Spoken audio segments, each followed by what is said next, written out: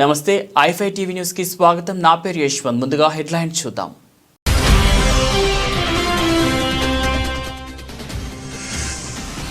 వైద్య చికిత్సకు ఫేసేజ్ సెల్ఫీతో ఆరోగ్య స్థితిని చెప్తున్న ఏఐ టూల్.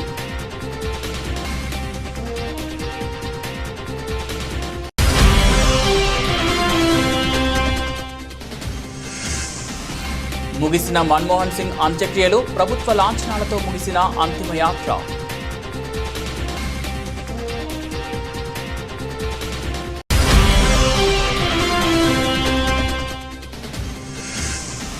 ఫార్ములా ఈ కార్ రేస్ కేసులో కేటీఆర్ కు బిగ్ షాక్. విచారణకు రావాలంటూ ఈడీ నోటీసులు.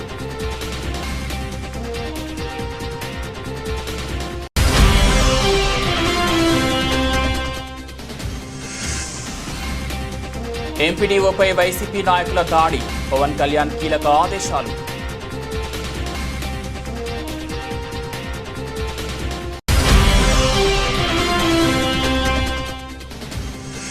Nitish Reddy super century, test కెరియర్లో తొలి శతకం సాధించిన తెలుగు కుర్రాడు.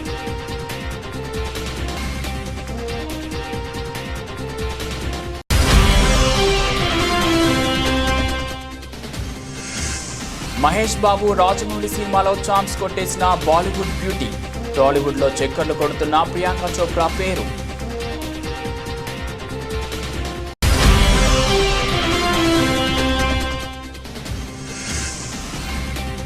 రోజు రోజుకు పడిపోతున్న రూపాయి విలువ, విడిసికొడుతున్న ప్రయత్నాలు.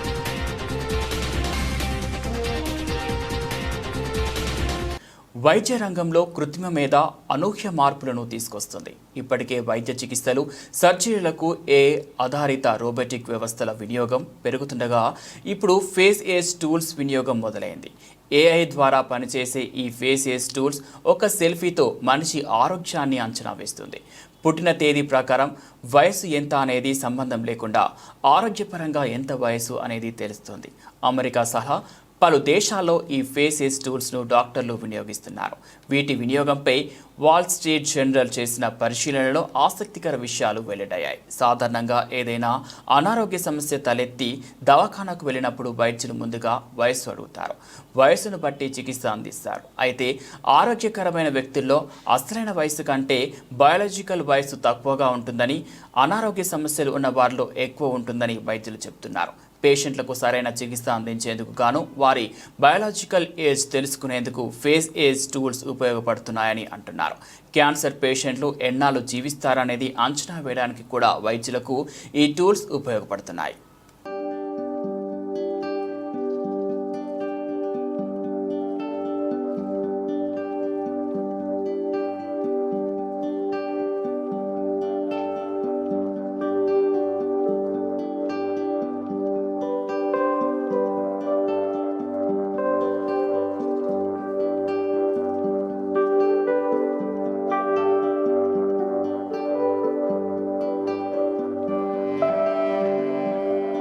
మాజీ ప్రధాని మన్మోహన్ సింగ్ అంతిమ యాత్ర ముగిసింది. ఢిల్లీలోని ఏఐసిసి ప్రధాన కార్యాలయం నుంచి మొదలైన యాత్రలో పెద్ద సంఖ్యలో జనం పాల్గొన్నారు. నిగంబోధ్ ఘాట్ వరకు యాత్ర కొనసాగిన యాత్ర ఉదయం 11:45 అధికారిక లాంఛనాలతో అంత్యక్రియలు నిర్వహించారు. మన్మోహన్ సింగ్ గురువారం సాయంత్రం కన్నుమూసిన విషయం తెలిసిందే. శుక్రవారం ఆయన నివాసంలో మాజీ ప్రధానికి పలువురు రాజకీయ ప్రముఖులు నివాళులర్పించారు. ఇక ఇవాళ ఉదయం ఏఐసిసి ప్రధాన కార్యాలయానికి మన్మోహన్ భౌతిక కాయాన్ని తీసుకొచ్చారు. పార్టీ నేతలు, కార్యకర్తలు అక్కడ నివాళులర్పించారు. ఈ సందర్భంగా కాంగ్రెస్ అధ్యక్షుడు ఖర్గే, సోనియా గాంధీ, రాహుల్ గాంధీ సహా పలువురు నేతలు మన్మోహన్ పార్థివ దేహం వద్ద అంజలి ఘటించారు. याद करते हुए उनकी बेटी ने कहा कि उनका सेंस ऑफ ह्यूमर अगर फैमिली की बात की जाए तो बहुत उत्कृष्ट था और हम तीनों बेटियों को वो निकनेम से बुलाते थे और किसी भी अगर हम फैमिली गेट टुगेदर की बात करें तो मनमोहन सिंह हमेशा सेंस ऑफ ह्यूमर के लिए अपने फैमिली में जाने जाते थे. आप देख सकते हैं राहुल गांधी नेता प्रतिपक्ष भावपूर्ण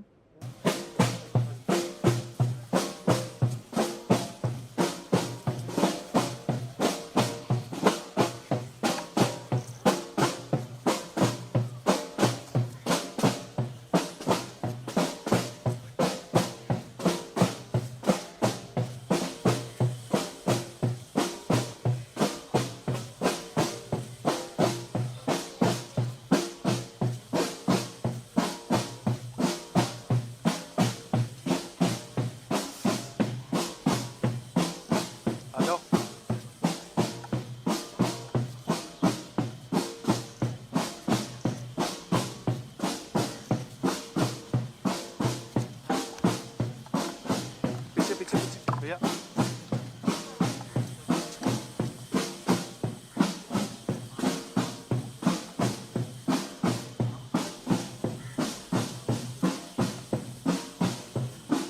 आते रहिए आते रहिए आते रहिए आते रहिए आशीष भैया थोड़ा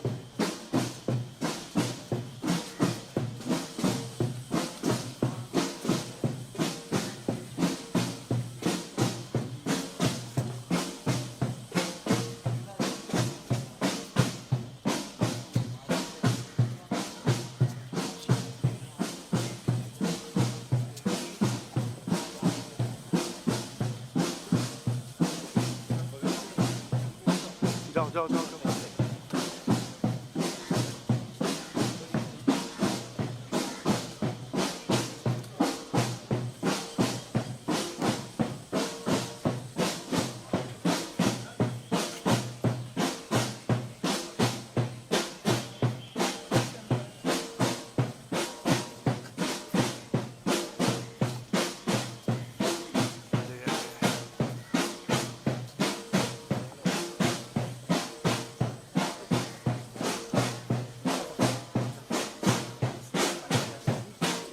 हम लोग साइड से हैं सर రాష్ట్రంలో తీవ్ర రాజకీయ ప్రకంపనలు సృష్టించిన ఫార్ములా ఈ కార్ రేస్ వ్యవహారంలో బీఆర్ఎస్ వర్కింగ్ ప్రెసిడెంట్ కేటీఆర్కు షాక్ తగిలింది.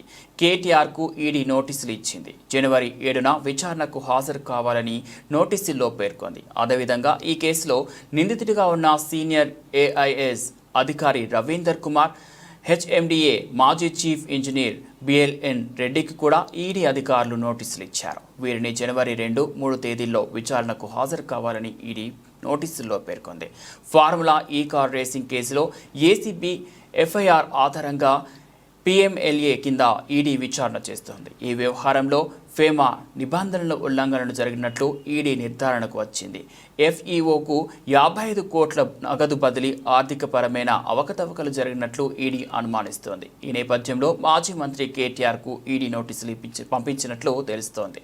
ఫార్ములా ఈ కార్ రేస్ కేసులో ఈడీ అధికారులు దూకుడు పెంచారు. ఇప్పటికే ఏసీబీ అధికారులు నమోదు చేసిన కేసు ఆధారంగా ఈడీ అధికారులు ECIR enforcement case information report కింద కేసు నమోదు చేశారు. ఈ క్రమంలో తాజాగా జనవరి 7న విచారణకు రావాలని కేటీఆర్కు ఈడీ నోటీసులు ఇచ్చింది. అదేవిధంగా జనవరి 2న విచారణకు హాజరు కావాలని, అరవింద్ కుమార్కు జనవరి 3న రావాలని బిఎల్ఎన్ రెడ్డిలకు ఈడీ అధికారులు నోటీసులు ఇచ్చారు. ఏసీబీ అధికారులు ఇప్పటికే పలు సెక్షన్ల కింద కేటీఆర్, అరవింద్ కుమార్, బిఎల్ఎన్ రెడ్డిపై కేసు నమోదు చేశారు. అయితే కేటీఆర్ తెలంగాణ హైకోర్టును ఆశ్రయించారు. తనపై ఏసీబీ నమోదు చేసిన కేసులను కొట్టివేయాలని కోరుతూ ఈ నెల 21న కేటీఆర్ హైకోర్టులో క్యాష్ పిటిషన్ దాఖలు చేశారు. ఈ పిటిషన్పై విచారణ చేపట్టిన ధర్మాసనం కేటీఆర్ను ఈ నెల 30 వరకు అరెస్ట్ చేయకూడదని ఆదేశాలు జారీ చేసింది. తదుపరి విచారణ 31వ తేదీకి వాయిదా వేసింది.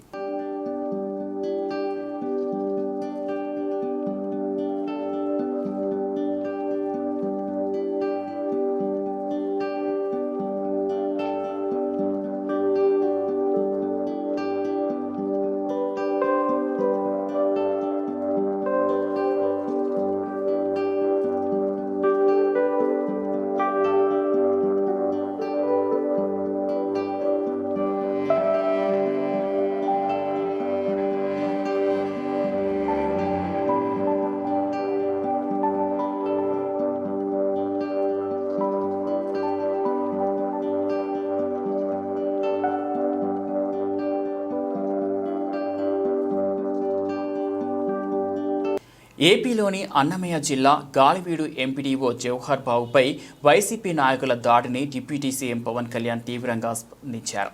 గాలివీడు ఎంపీపీ పద్మావతమ్మ కుమారుడు సుదర్శన్ రెడ్డి ఎంపీపీ గది తాళాలు ఇవ్వాలని ఎంపీడీఓను శుక్రవారం కోరారు. ఎంపీపీ లేకుండా గది తాళాలు ఇచ్చే ప్రసక్తే లేదని కరాఖండిగా చెప్పడంతో ఒక్కసారిగా ఎంపీడీఓపై అనుచరులతో కలిసి దాడి చేసి గాయపరిచారు. గాయపడిన ఎంపీడీఓను పోలీసులు రాయచోటి ఆసుపత్రికి తరలించి చికిత్స అందజేస్తున్నారు. ఘటనపై ఎంపీడీఓ పోలీసులకు ఫిర్యాదు చేయడంతో పోలీసులు అతడిని అరెస్ట్ చేశారు. కాగా దాడి విషయాన్ని తెలుసుకున్న పంచాయతీరాజ్ గ్రామీణాభివృద్ధి శాఖ మంత్రి పవన్ కళ్యాణ్ అధికారులకు కీలక ఆదేశాలు జారీ చేశారు. మండల పరిషత్ కార్యాలయంలోకి చొరవబడి దాడికి పాల్పడిన వారిపై కఠిన చర్యలు తీసుకుంటామని అన్నారు. వీధి నిర్వహణలో ఉన్న ఎంపీడీఓపై దాడి చేయడం అప్రజాస్వామిక చర్య అని మండిపడ్డారు. ఇటువంటి దౌర్జన్యాలకు, రౌడీ చర్యలకు కూటమి ప్రభుత్వంలో తావులేదన్నారు. బాధిత ఎంపీడీఓకు మెరుగైన వైద్యం అందించాలని ఆదేశించారు.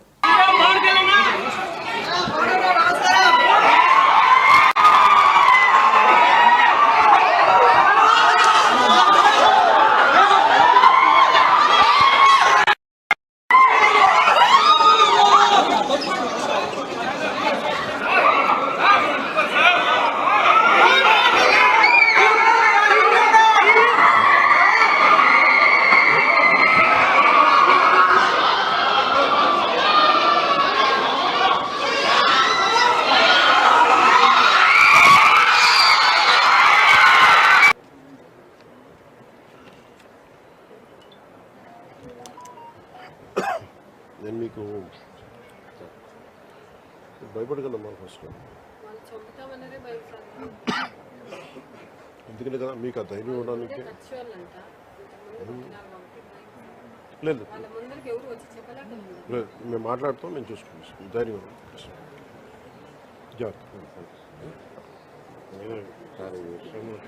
గట్టిగా చర్య తీసుకుంటాం సార్. నా ఒక్క నిమిషమే కదా సార్. లేదు ఇది మన చెప్పుకోలేకుండా నేను మాట్లాడుతున్నాను. నన్ను సరైన యాక్షన్ తీసుకుంటాను. ఈ సంఘటన వల్లే సార్ మీకోసం స్పెషల్గా వచ్చాము. గట్టిగా యాక్షన్ వేరే పని లేదు. అందరూ చాలా మంది వచ్చి మామూలుగా ప్రెస్ స్టేట్మెంట్కో దానికో రావాలా? మీకు నేను అది మీకు అండగా ఉండటానికి వచ్చాను.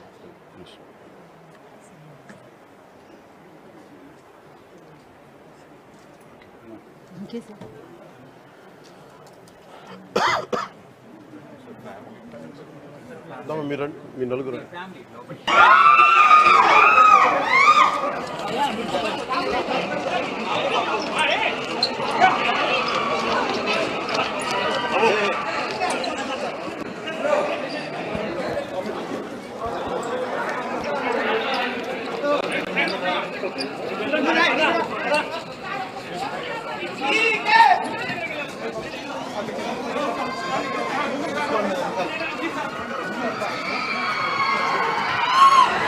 ఆదిలాబాద్ జిల్లా కేంద్రంలో స్థానిక కలెక్టరేట్ ఎదుట సమగ్ర శిక్ష ఉద్యోగులు గత 18 రోజులుగా చేపడుతున్న నిరవధిక సమ్మె దీక్షాస్థలికి చేరుకొని సంఘీభావం ఉపాధ్యాయ ఎమ్మెల్సీ అభ్యర్థి పోలు సత్యనారాయణ తెలిపారు. ఉపాధ్యాయ వృత్తిలో 28 సంవత్సరాలు అంకితభావంతో పనిచేసి ఉద్యోగ విరమణ పొంది సమగ్ర శిక్ష ఉద్యోగుల సమస్యల పరిష్కారం కొరకు అంకితభావంతో పనిచేయుటకు గాను ఉపాధ్యాయ ఎమ్మెల్సీగా పోటీ చేయుటకు ముందుకు వచ్చినట్లు, సమగ్ర శిక్ష ఉద్యోగులందరినీ రెగ్యులర్ చేయాలని, అప్పటి వరకు పే స్కేల్ కల్పించాలని, ప్రతి ఉద్యోగికి జీవిత బీమా 20 లక్షలు, ఆరోగ్య బీమా 10 లక్షలు సౌకర్యం కల్పించాలని, సమగ్ర శిక్ష ఉద్యోగులు ఉద్యోగ విరమణ చేసిన తర్వాత వారికి బెనిఫిట్స్ కింద 25 లక్షలు ఇవ్వాలని, ప్రభుత్వ మరియు విద్యాశాఖ నియామకాలలో వీటిని కల్పించాలని, పీటీఐలను వొకేషనల్ టీచర్గా పేరు మార్చి రెగ్యులర్ చేయాలని, సమగ్ర శిక్ష ఉద్యోగులందరికీ రింగేజ్ విధానాన్ని తొలగించాలని, ముఖ్యమంత్రి సమగ్ర శిక్ష ఉద్యోగులకు ఇచ్చిన హామీని వెంటనే నిలబెట్టుకోవాలని జిల్లా కేంద్రంలో గత 18 రోజులుగా సమగ్ర శిక్ష ఉద్యోగులు చేపట్టిన నిరవధిక సమ్మెకు సంఘీభావం తెలిపి ఈ సందర్భంగా ప్రభుత్వాన్ని డిమాండ్ చేశారు. ఎందుకంటే నేను నా ఇష్ట ప్రకారంగా టీచర్ ఎమ్మెల్సీ పోటీ చేయాలని రాలేదు.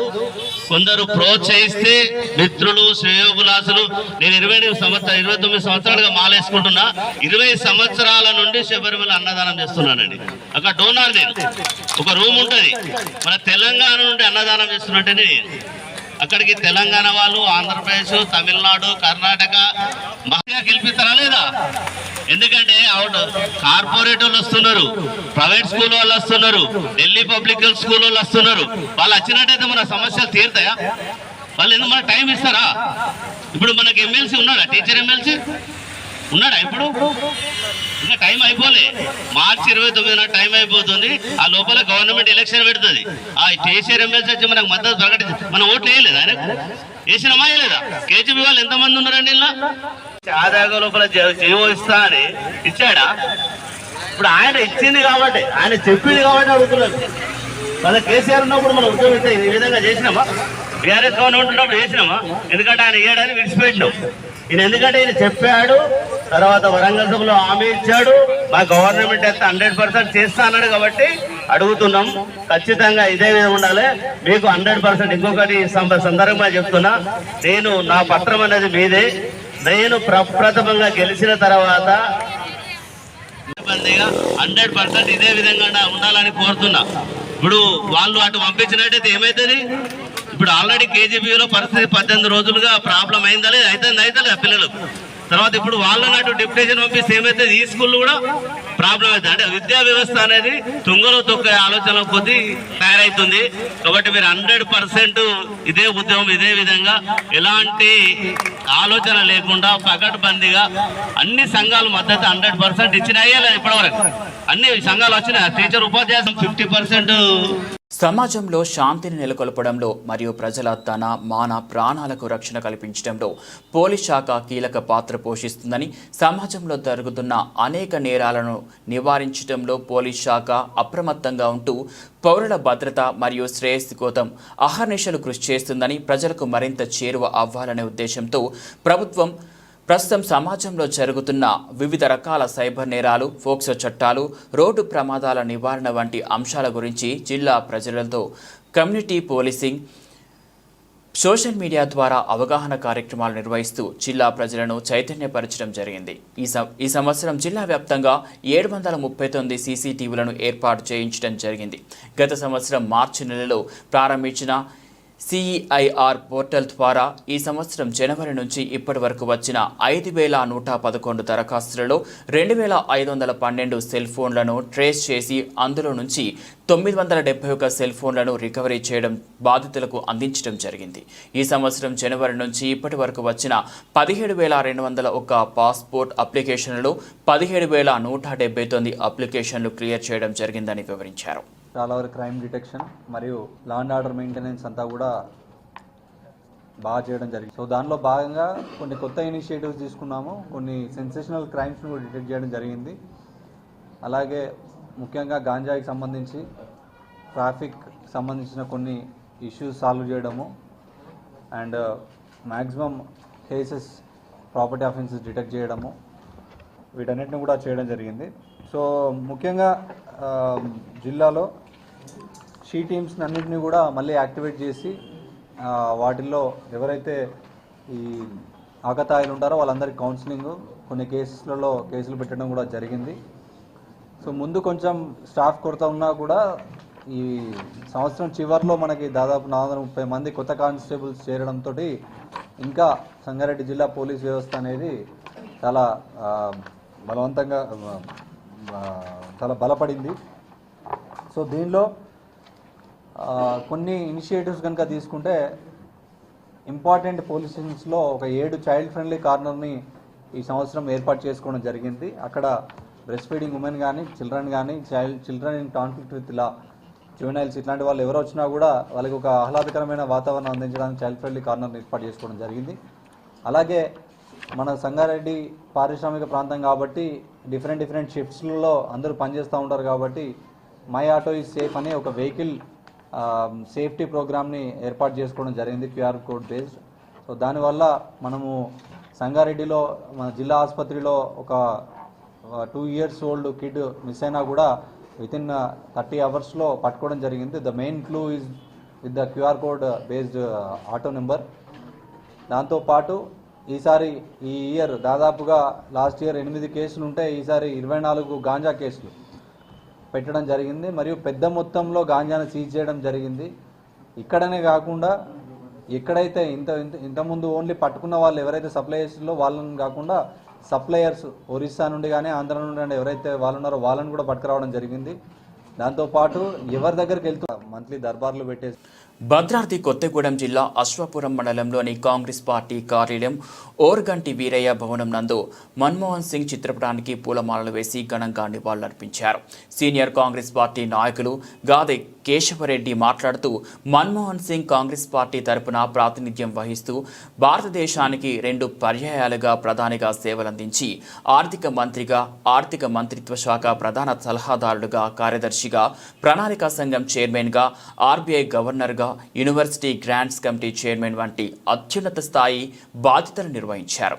దేశానికి గొప్ప ఆర్థిక సంస్కరణలను సేవలందించి దివికెగిన మహనీయుడని, పవిత్రాత్మకు శాంతి చేకూరాలని అశ్వాపురం మండలం కాంగ్రెస్ పార్టీ కార్యాలయంలో ఆయన మృతి పట్ల మౌనం పాటించి ఘన నివాళులర్పించారు. ఈ కార్యక్రమంలో కాంగ్రెస్ పార్టీ సీనియర్ నాయకులు గాదె కేశవరెడ్డి, ఓరగంటి రమేష్ బాబు, తుమ్ము రాఘవులు, Avula Ravi, Matta Veerabhadra Reddy, youth Congress vice president Gollapalli Naresh Kumar, Vemula Vijay, Kilari Seshagiri, Mekala Anjibabu, కొరాసా Krishna, గడల చలపతిరావు, రావులపల్లి నరసింహారావు, మురికిపూడి వెంకటేశ్వర్లు తదితరులు పాల్గొన్నారు.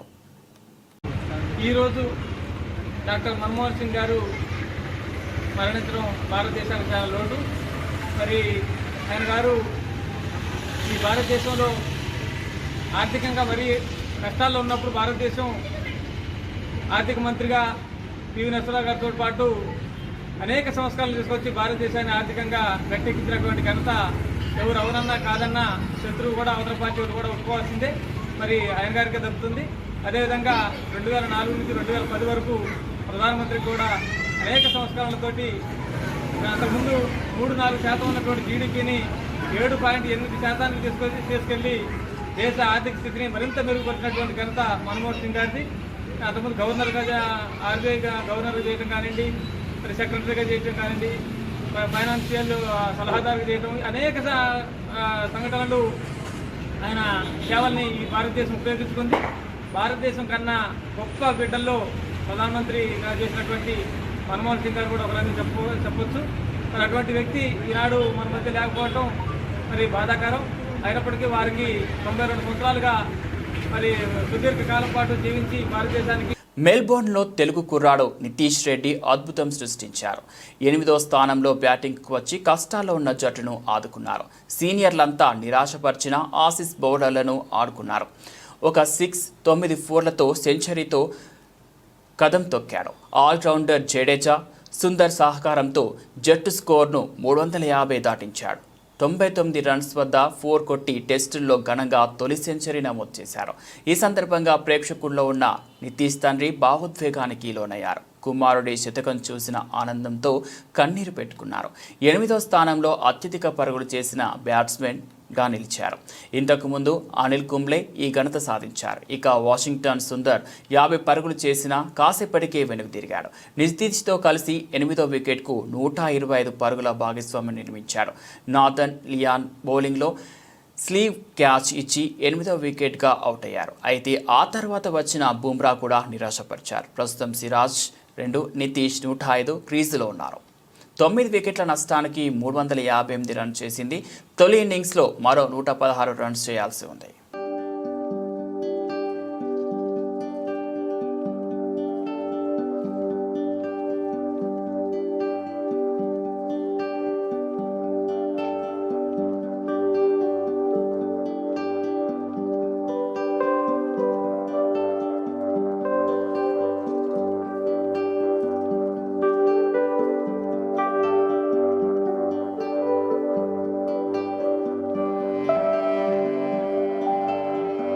టాలీవుడ్ దర్శక దిగ్గజం SS Rajamouli, super star Mahesh Babu కోంబోలో SSMB 29 మూవీ తెరకెక్కనున్న సంగతి తెలిసింది. ఈ మూవీకి సంబంధించిన ప్రీ ప్రొడక్షన్ పనులు కూడా శరవేగంగా సాగుతున్నాయి. ఇక షూటింగ్ ప్రారంభం కావడమే ఆలస్యం. మూవీ లవర్స్ కూడా ఈ సినిమా కోసం ఎంతో ఆతృతగా ఎదురుచూస్తున్నారు. హాలీవుడ్ సినిమాను తలపించేలా ఈ సినిమా ఉండబోతుందని రాజమౌళి ఇప్పటికే హింట్ ఇచ్చారు. అయితే మహేష్ బాబు సరసన బాలీవుడ్ బ్యూటీ ఛాన్స్ కొట్టేసినట్లు ఫిలిం ఇండస్ట్రీలో వినిపిస్తోంది. ప్రియాంక చోప్రా ఈ మూవీలో నటిస్తున్నట్లు టాక్ వినిపిస్తోంది. ఈ ఏడాది ఏప్రిల్ తర్వాత SSMB 29 మూవీ షూటింగ్ ప్రారంభం కానున్నట్లు తెలుస్తోంది. ఇందుకు సంబంధించిన ఏర్పాట్లన్నీ కూడా పూర్తయినట్లు సమాచారం. హైదరాబాద్ రామోజీ ఫిలిం సిటీతో పాటు నగర శివార్లలో కొన్ని భారీ సెట్లను కూడా రూపొందించారు.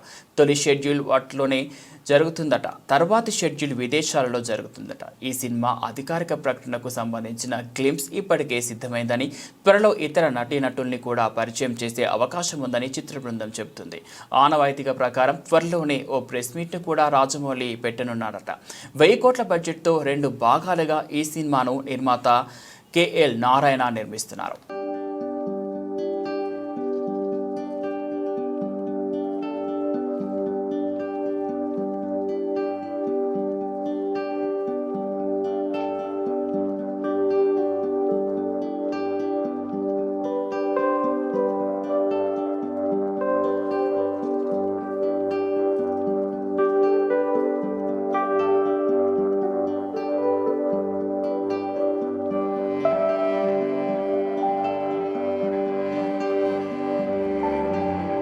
కరెన్సీ పతనాన్ని అడ్డుకోవడానికి చేస్తున్న ప్రయత్నాలు బెడిసికొడుతున్నాయి. దీంతో రోజుకొక కనిష్ట స్థాయికి పడిపోతున్న విలువ శుక్రవారం ఏకంగా పాతాళ లోకంలోకి జారుకుంది. ఇంటెడాలో 85.80 స్థాయికి పడిపోయిన డాలర్ రూపీ ఎక్స్చేంజ్ రేటు పతనాన్ని అడ్డుకోవడానికి రిజర్వ్ బ్యాంక్ అన్ని అస్త్రాలను సంధించడంతో చివర్లో ఈ భారీ పతనాన్ని తగ్గించుకోగలిగింది. దేశీయ ఈక్విటీ మార్కెట్లు భారీగా పుంజుకోవడంతో రూపాయి పతనానికి అడ్డుకట్ట వేసింది. 85.31 వద్ద ప్రారంభమైన డాలర్తో పోలిస్తే రూపాయి మారకం విలువ ఇంటర్డేలో 53 పైసలు కుంగి చారిత్రక కనిష్ట స్థాయి 85.80కి చేరుకుంది. సెంట్రల్ బ్యాంక్ జోక్యంతో భారీ నష్టాల నుంచి కోలుకొని చివరకు 21 పైసల నష్టంతో 85.48 వద్ద ముగిసింది. గడిచిన 2 ఏళ్లలో ఒకే రోజు ఇంతటి స్థాయిలో పతనం చెందడం ఇదే తొలిసారి. ఫిబ్రవరి 2, 2023న రూపాయి విలువ అత్యధికంగా 68 పైసలు పడిపోయింది. విషయం తెలిసిందే.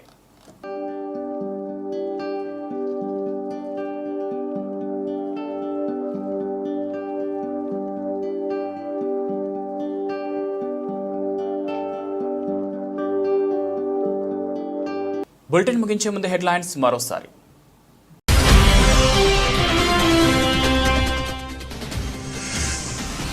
వైద్య చికిత్సకు ఫేసేజ్ సెల్ఫీతో ఆరోగ్య స్థితిని చెబుతున్న ఏఐ టూల్.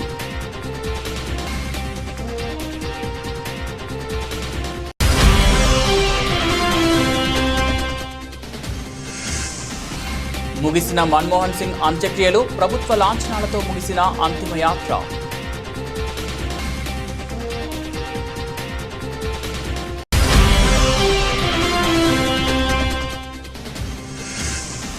ఫార్ములా ఈ కార్ రేస్ కేసులో కేటీఆర్కు బిగ్ షాక్. విచారణకు రావాలంటూ ఈడీ నోటీసులు.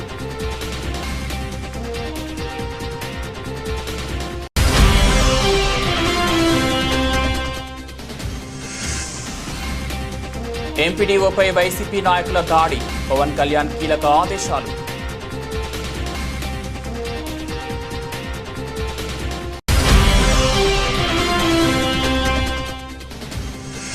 Nitish Reddy super century, test కెరియర్లో తొలి శతకం సాధించిన తెలుగు కుర్రాడు.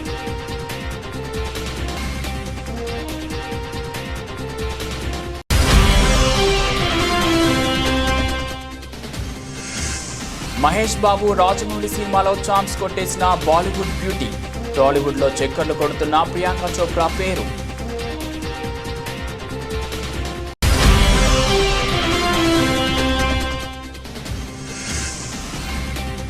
రోజు రోజుకు పడిపోతున్న రూపాయి విలువ, బెడిసికొడుతున్న ప్రయత్నాలు.